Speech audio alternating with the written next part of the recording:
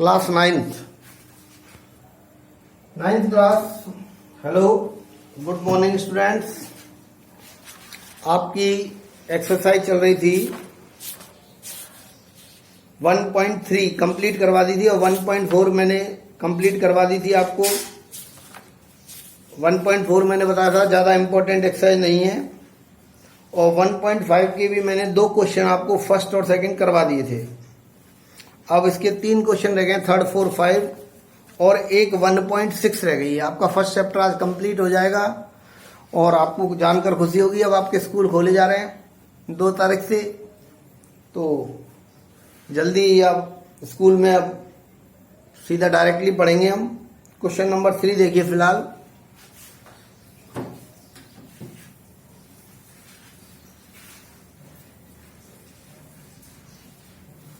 Question number 3 में पाई को define किया गया रेशियो में सरकमफ्रेंस और डायामीटर के में। मतलब वो ये कह रहा है कि पाई को सरकमफ्रेंस और डायामीटर के रेशियो में लिखा गया है। तो इसमें हमें कुछ कंट्राडिक्शन नजर आ रहा है। कंट्राडिक्शन का मतलब होता है गलती। गलती कैसे नजर आ रही है कि जैसे C/D ये P/Q की फॉर्म में लिखा हुआ है, ये तो रेशनल नंबर होता है जो P/Q की फॉर्म में हो, और पाई आप जानते हो इरेशनल नंबर होता है। जबकि इरेशनल और रेशनल बराबर तो होते नहीं है, जबकि यहां पर बीच में बराबर का साइन लगा हुआ है, इक्वल का। तो वो ये कह रहा है ऐसा लगता है कुछ गलती है इसमें, ये बराबर कैसे हो गए? रेशनल और इरेशनल तो बराबर होते नहीं है। तो यहां पर कोई भी गलती नहीं है। क्यों नहीं है? क्योंकि ना तो मुझे सरकमफ्रेंस पता है कितनी है, ना मुझे डायामीटर पता है कितना है। ऐसा भी तो हो सकता है सरकमफ्रेंस या डायामीटर में से कोई एक इरेशनल दे रखा हो। अगर मान लो ये इरेशनल दे रखा है नंबर सरकमफ्रेंस, और ये रेशनल दे रखा है, तो इरेशनल और रेशनल डिवाइड करते हैं तो इरेशनल ही तो आता है, तो ठीक है, इक्वल टू इरेशनल हो सकता है। तो इसलिए मुझे यहाँ कोई गलती नजर नहीं आती है। देयर इज नो कंट्राडिक्शन, क्योंकि हमें C नहीं पता है ना ही D पता है। ऐसा भी हो सकता है सरकमफ्रेंस और डायामीटर में से कोई भी एक इरेशनल हो। तो केवल आपको एक लाइन लिखनी है इसमें, देयर इज नो कंट्राडिक्शन। 1.5 का थर्ड, तो हम लिखेंगे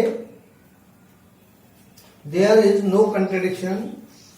बस ये लिखना है, देयर इज नो कंट्राडिक्शन। यहां कोई भी गलती नहीं है।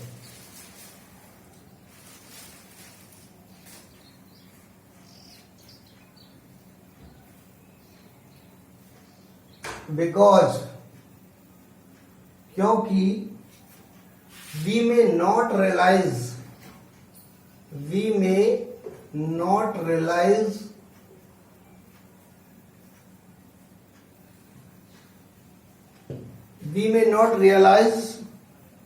that either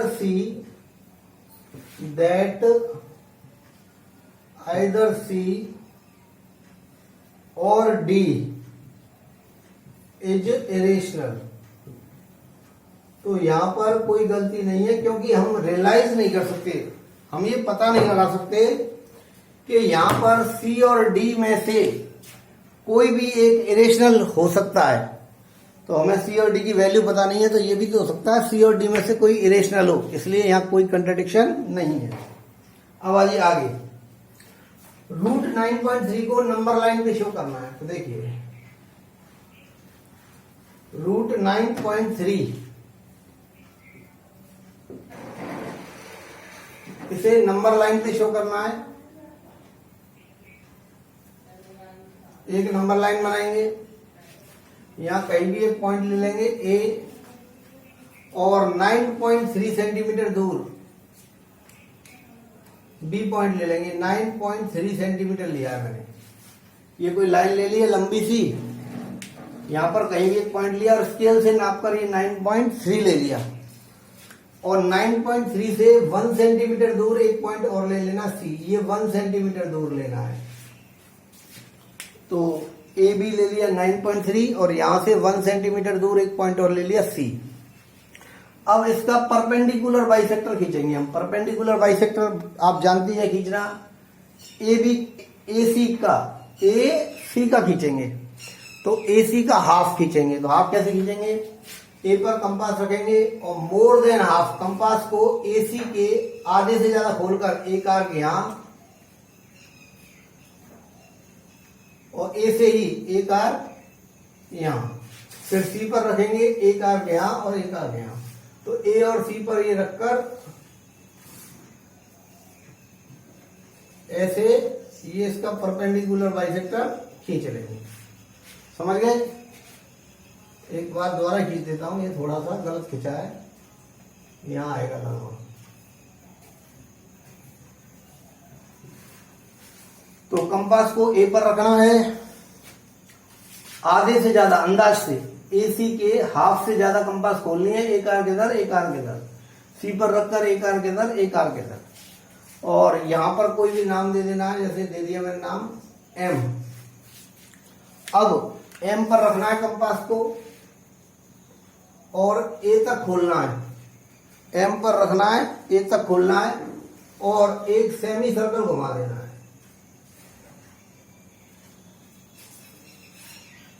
तो एम पर रखकर ए तक कंपास खोलनी है आपको और एक सेमी सर्कल घुमा देना है।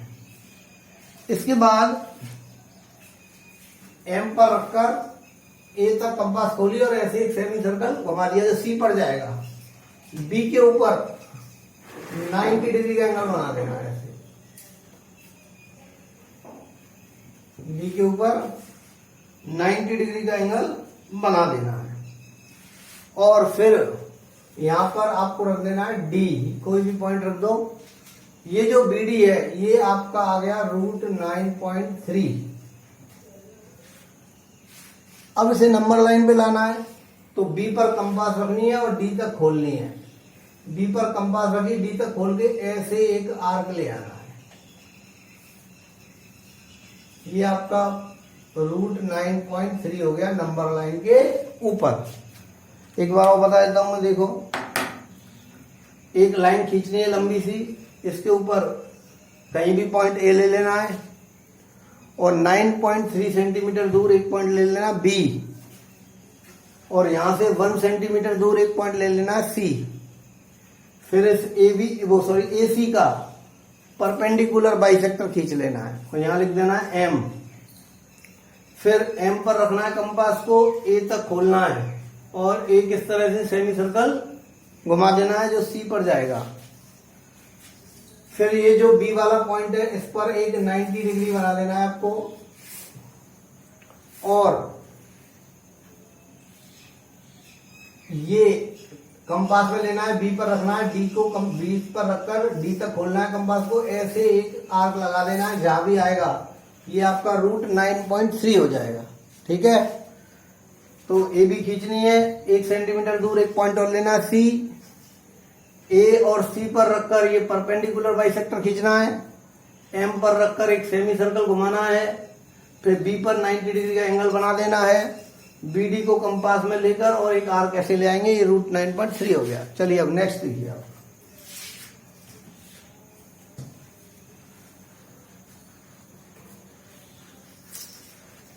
Rationalise the denominator. डिनोमिनेटर को रेशनलाइज करना है। इसके डिनोमिनेटर को आपको करना है रेशनलाइज। डिनोमिनेटर को रेशनलाइज करने के लिए नीचे √7 है तो आपको √7 का मल्टीप्लाई ऊपर और √7 का मल्टीप्लाई नीचे अपनी ओर से करना है। डिनोमिनेटर रेशनलाइज करने के लिए नीचे जो रूट का नंबर है इसमें से रूट को हटाना होता है। रेशनलाइज द डिनोमिनेटर का मतलब है नीचे से रूट हटाना है हमें। और रूट को हटाने के लिए जो नंबर आपको दे रखा है, नीचे √7 दे रखा है तो √7 का ही मल्टीप्लाई ऊपर कर दीजिए और √7 का ही नीचे कर दीजिए। √7 बन जा √7 और √7 मल्टीप्लाई √7 √49 और 49 का रूट होता है 7। तो √7 मल्टीप्लाई √7 7 हो जाएगा। तो ये आपका डिनोमिनेटर रेशनलाइज हो गया। इसके बाद और देखिए 1/√7 माइनस √6, इसका डिनोमिनेटर रेशनलाइज करना है आपको। तो डिनोमिनेटर को रेशनलाइज करने के लिए माइनस का साइन है तो आपको अगर 2 नंबर दे रखे हो ऐसे, तो जो साइन यहाँ दे रखा है उसका अपोजिट साइन लेना है। नीचे माइनस का साइन है तो आपको प्लस का साइन लेना है और ऊपर नीचे मल्टीप्लाई कर देना है। √7 प्लस √6, √7 प्लस √6। तो जो साइन यहां पर है उसका अपोजिट साइन लेना है और √7 प्लस 6 का मल्टीप्लाई ऊपर हो जाएगा और √7 प्लस 6 का मल्टीप्लाई नीचे हो जाएगा। √7 प्लस √6 का 1 से होगा √7 प्लस √6 और ये a minus b a plus b, ये हो जाएगा a² minus b²। a minus b a plus b क्या होता है? a² minus b²। तो ऊपर तो ऐसे ही आ जाएगा। √7 का स्क्वायर होता है 7, √6 का स्क्वायर होता है 6, तो √7 प्लस √6 अपॉन 1, 7 माइनस 6 1, ये आपका कंप्लीट हो गया। तो एक बार और देख लो, सिंगल डिजिट हो जैसे √7 सिंगल है तो आपको इसी का मल्टीप्लाई ऊपर भी कर देना है, इसी का नीचे भी कर देना है। तो √7 बन जाए √7 और √7 इंटू √7 7, ये हो गया। सेकंड पे आ जाइए, नीचे √7 माइनस √6 दे रखा है तो यहाँ माइनस का साइन दे रखा है, तो इसका विपरीत उल्टा √7 प्लस √6 का मल्टीप्लाई ऊपर करेंगे, √7 प्लस √6 का मल्टीप्लाई नीचे करेंगे। तो √7 प्लस √6 का 1 से होगा तो यही आ जाएगा a minus b a plus b a² minus b², ये ऐसे आ जाएगा। √7 का स्क्वायर 7, √6 का स्क्वायर 6 और 7 में 6 गया 1। तो इस तरह से ये आपका क्वेश्चन कंप्लीट हो गया। तो डिनोमिनेटर रेशनलाइज करने वाले सभी सवाल आपको ऐसे ही करने हैं। यहाँ जो भी साइन हो नीचे, अगर माइनस है तो प्लस करके मल्टीप्लाई करो और अगर प्लस है तो माइनस करके मल्टीप्लाई करो, ठीक है। अपोजिट साइन लेकर, नंबर चेंज नहीं होंगे, नंबर जो है वही रहेगा और साइन चेंज होकर मल्टीप्लाई हो जाएगा। अब आइए लास्ट एक्सरसाइज है आपकी 1.6। 1.6 कराने से पहले इसके कुछ लॉज हैं वो मैं आपको बता देता हूं। एक लॉ है, अगर किसी के ऊपर बेस सेम है और बीच में मल्टीप्लाई का साइन है तो एक बेस ले लेते हैं और ये पावर जो है प्लस हो जाती है। दूसरा लॉ है कि अगर बेस सेम है और बीच में डिवाइड का साइन है तो ये पावर माइनस हो जाती है। तीसरा लॉ है, अगर मान लीजिए नीचे माइनस की पावर लगी हुई हो तो इसे ऊपर ले आइए, ये पावर प्लस की हो जाती है। या इस तरह से हो तो इसे नीचे ले जाइए, ये पावर प्लस की हो जाएगी। तो ये कुछ रूल हैं, ये आपको इस एक्सरसाइज में फॉलो करने हैं। तो जैसे फर्स्ट क्वेश्चन है, फाइंड 64 की पावर 1/2। अब यहां नीचे डिनोमिनेटर में 2 लिखा हुआ है तो जो 64 है ये भी तो 2 में आ सकता है, 8 की पावर 2, 8 इंटू 8 64 होता है। तो मैं 64 को लिख देता हूं 8 की पावर 2 और ये 1/2 पावर इसमें लिखी हुई है तो 1/2 और 2 से 2 कैंसिल हो जाएगा, 8 की पावर 1 बचा यानी 8 आंसर। एक और समझ लो, जैसे 32 की पावर 1/5। अब नीचे डिनोमिनेटर में यहाँ 5 आ रहा है तो 32 होता है, उसको भी तो मैं 5 की पावर में लिख सकता हूँ 2 मल्टीप्लाई 2 मल्टीप्लाई 2 मल्टीप्लाई 2 मल्टीप्लाई 2। 2 का मल्टीप्लाई अगर मैं 5 टाइम्स करूं तो 2 की पावर 5 32 होता है। तो ये हो जाएगा 2 की पावर 5 और 1/5 को ऐसे 1/5, 5 से 5 कट गया 2 आंसर। फर्स्ट क्वेश्चन कंप्लीट हो गया। सेकंड भी ऐसा ही है, जैसे 125 माइनस 1/3, ये फोर्थ क्वेश्चन, सेकंड का फोर्थ। अब यहां पर नीचे 3 आ रहा है तो 125 को आप लिख दो 5 की पावर 3 और ऊपर पावर है -1/3 तो मल्टीप्लाई -1/3, 3 से 3 कट गया 5 की पावर बची -1, और अगर ऐसे आ जाए तो 1/a की पावर m लिख देते हैं, तो 1/5 की पावर 1, और 1 पावर लगाना जरूरी नहीं होता है।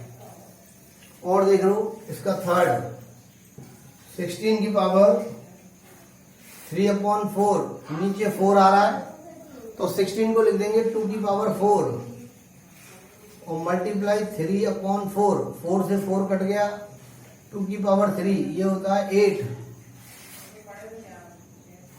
ऐसे ही थर्ड है सिंप्लीफाई, इसको मैं रब कर रहा हूं।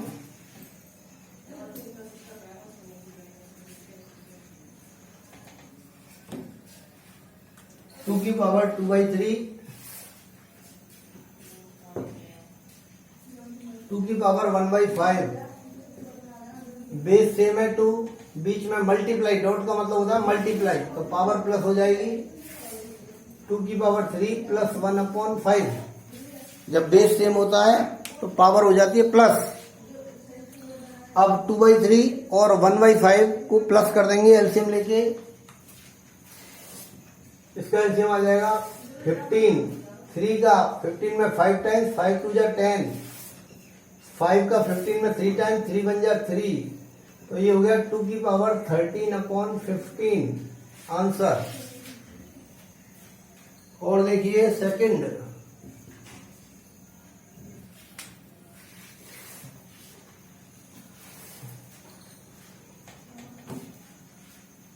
वन अपॉन 3 की पावर 3 ऊपर 7, तो 1 के ऊपर भी 7, 1 के ऊपर 7 लगाना जरूरी नहीं है, लगाओ या मत लगाओ, क्योंकि 1 की पावर 7 तो 1 ही रहेगा, 1 को तो कितनी भी बार मल्टीप्लाई कर लो 1 ही आएगा। 7 3 जा 21, फिर इसे ऊपर ले आओ, 3 की पावर -21 हो गया। थर्ड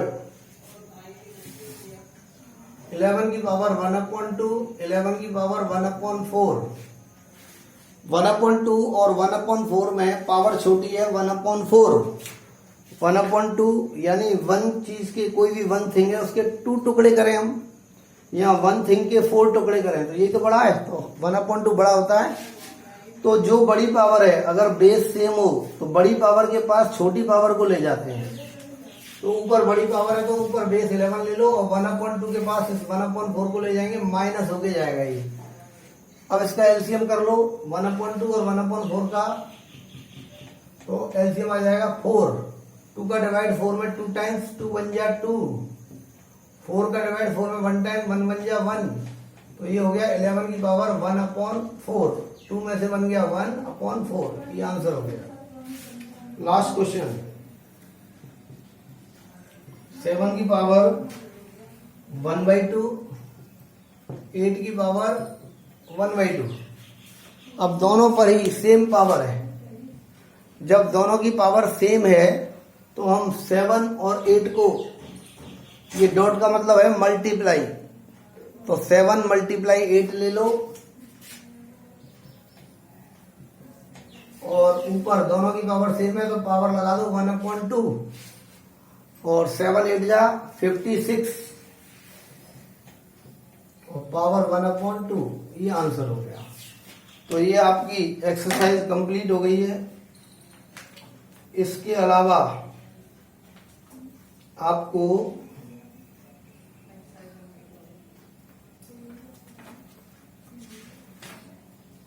सब कुछ बता दिया गया, कुछ भी ऐसा नहीं है इस एक्सरसाइज में जो मैंने नहीं बताया हो आपको, कोई भी एग्जाम्पल ऐसा नहीं है जो अलग हो, तो आपका ये कंप्लीट हो गया। एक बार मैं एग्जाम्पल देख लेता हूँ, वैसे मुझे पता है कोई एग्जाम्पल अलग नहीं है, अगर कोई एग्जाम्पल अलग होगा तो मैं उसको भी करा दूंगा। अभी मैं देख लेता हूँ एक बार।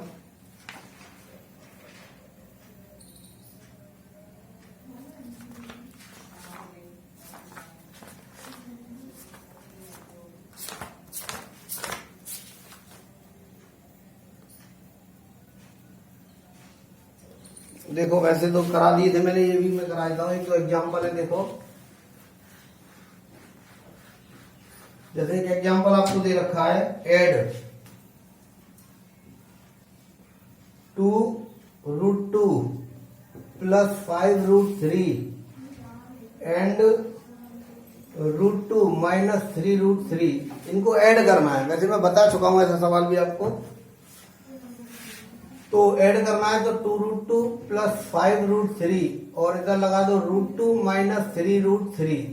ऐड करना है, ये प्लस का 5 ये माइनस का 3, प्लस के 5 में से माइनस का 3 गया, प्लस का 2, ये √3 ऐसे आ जाएगा। ये 2√2 और ये यहाँ कुछ नहीं लग रहा है तो 1√2 तो ये होता ही है। तो 2 और 1 होता ये 1√2 ही बोलते हैं इसको। 2 और 1 3√2, ये ऐड हो गया।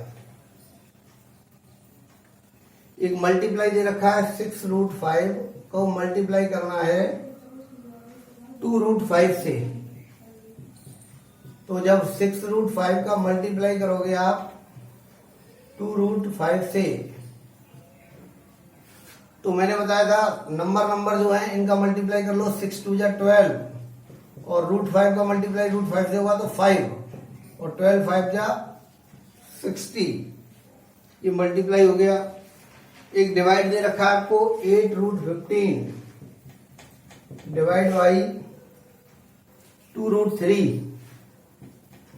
तो 8√15 डिवाइड 2√3, 2 से 8 कट जाएगा 4 टाइम्स, √3 से √15 कट जाएगा √5 टाइम्स, यानी 4√5। तो ये आ जाएगा 4√5। ये 2-3 सवाल से दे रखे थे मैं एग्जाम्पल में, ये मैंने करा दिए हैं आपको। और ऐसा कोई भी एग्जाम्पल नहीं है इसमें जो अलग हो, सब कुछ आपका कंप्लीट हो गया है। ठीक है, तो फर्स्ट चैप्टर कंप्लीट हो गया। फिर भी अगर आपको कोई दिक्कत हो तो आपको मैंने अपना नंबर दे ही रखा है, सभी कोई भी व्हाट्सएप पे मैसेज कर सकता है कि अगर कोई क्वेश्चन समझ में नहीं आया। वैसे भी अब तो खैर आपकी जल्दी क्लासेस शुरू होने वाली हैं। ठीक है, ओके, थैंक यू।